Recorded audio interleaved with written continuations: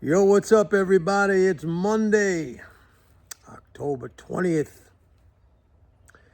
Good day, huh? Good day. All three averages up.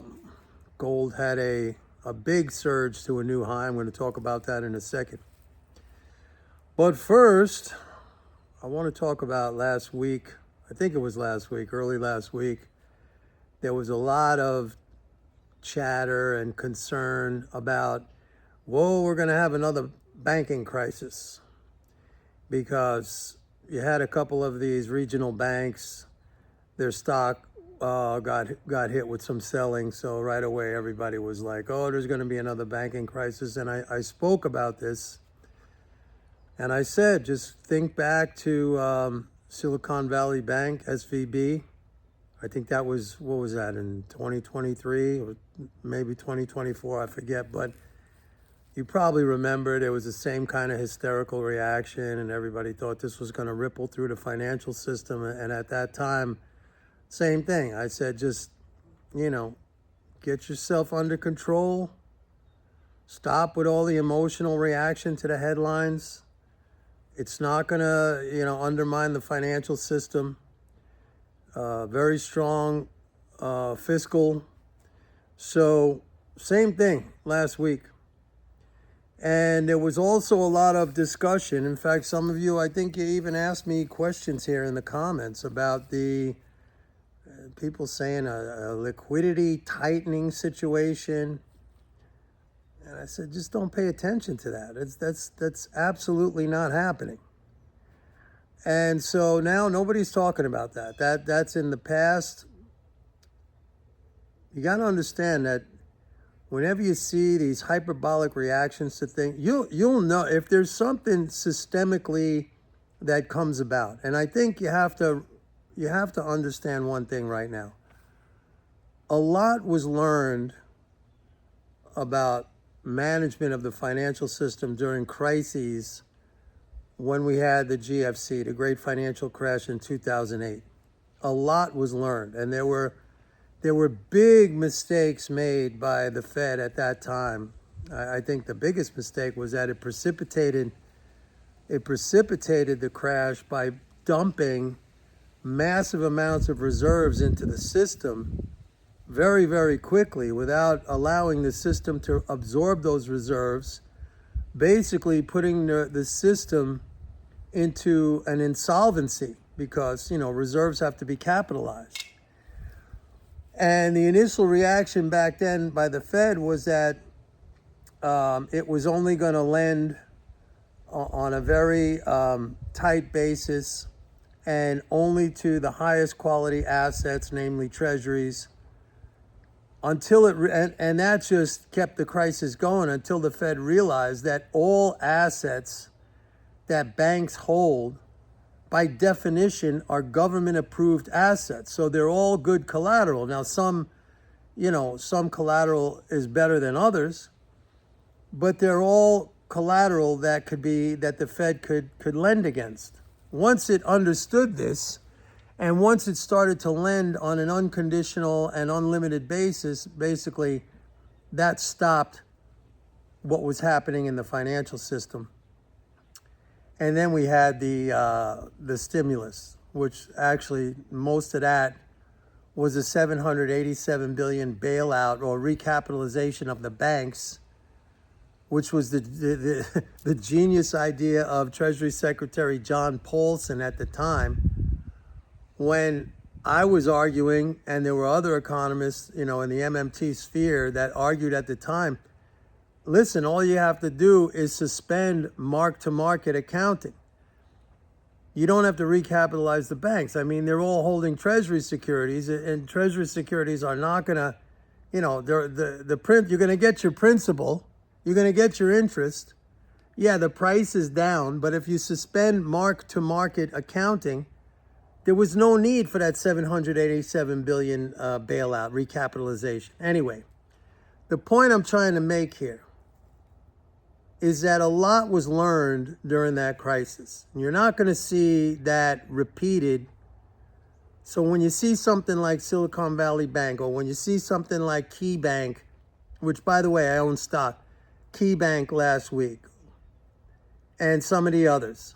And everybody right away goes into a panic and freaks out and liquidity tightening and this and that. I mean, it's just not going to happen. The only liquidity tightening that we have to be concerned about is a tightening of fiscal conditions. Now, I want to talk about that because, we're in a new fiscal year. Friday, we had another small drain. The total drain for October since the peak non-government balance to like where we ended up on Friday is, I think it's like 33.6 billion. It's not enormous. I told you that was coming because of the tax drain. But two things have happened, or at least one for sure. One is that net government transfers are now down compared to last year. And this is the first time that I've seen that, in a couple of fiscal years. Maybe you got to go back to, 2022. So that's number one. And I mentioned this in my video on Friday, and I also said that I need more data. It's a little bit too soon, but I happen to think because of the tariffs that this negative differential in net government transfers, I happen to think that's going to stick around, and that might even worsen.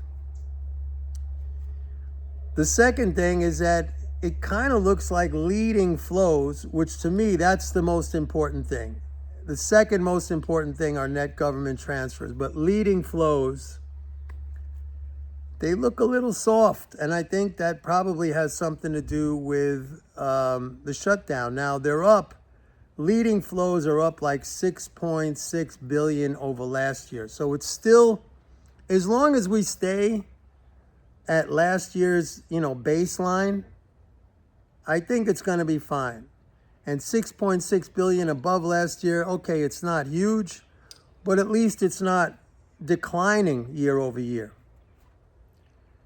As far as the net government transfers are concerned, let me use the swimming pool analogy. So your pool was filled to the brim. It was filled right to the top.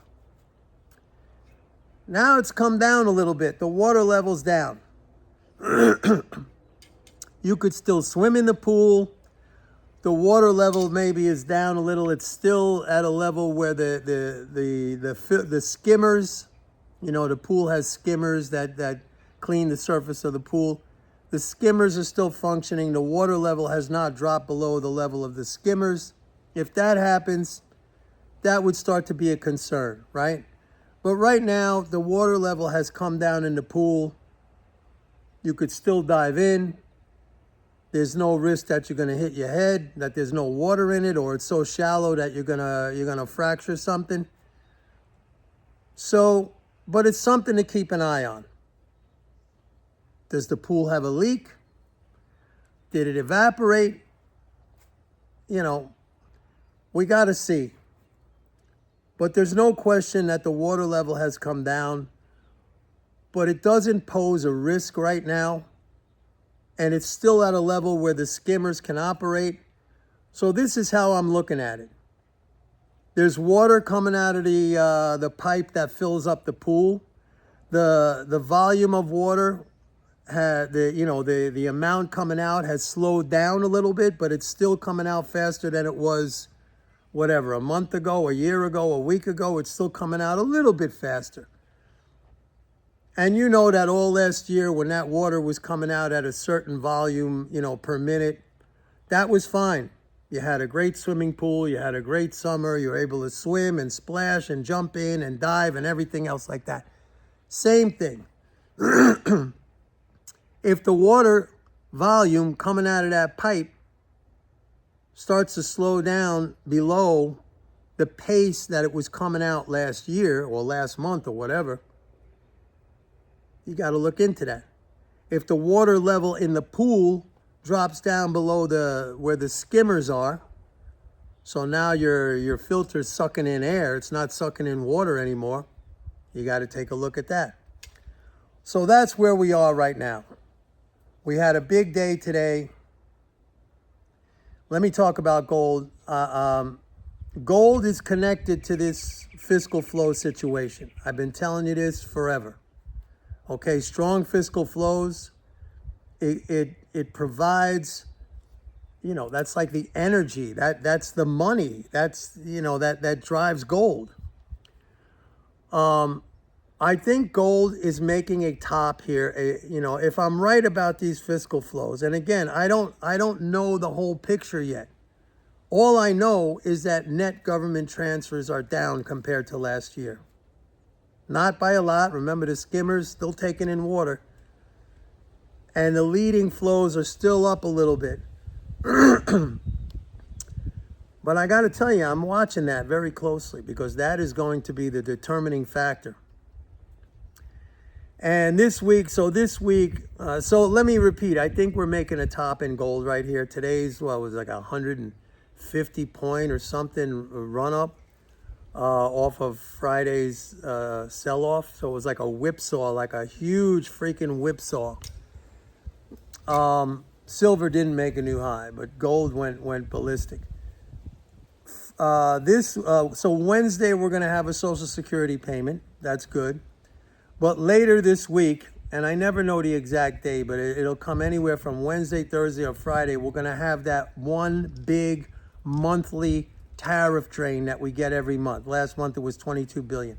So that's going to wipe out most of the Social Security payment that's going to happen on Wednesday.